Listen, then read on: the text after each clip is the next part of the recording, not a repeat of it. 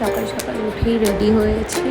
মায়ের এই শাড়িটাকে আজকে ভাবলাম যে একটু নতুন কিছু করা যাক। মা অনেক দিন আগেই বলেছিল, তো শাড়িটা প্রায় আমার কাজ শেষ হয়ে গেছে। এবার আমি ওটা পরে রেডি হব আর সবাইকে দেখাবো কীরকম হয়েছে। তোমরা সবাই দেখতে থাকো।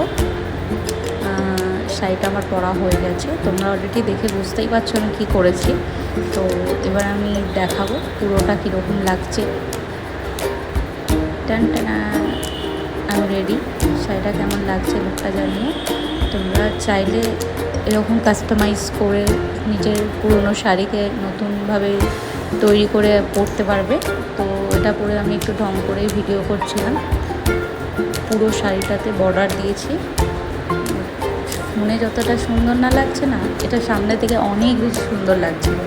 আর তোমরা যদি এরকম কেউ করতে চাও তাহলে আমার সাথে কন্ট্যাক্ট করো।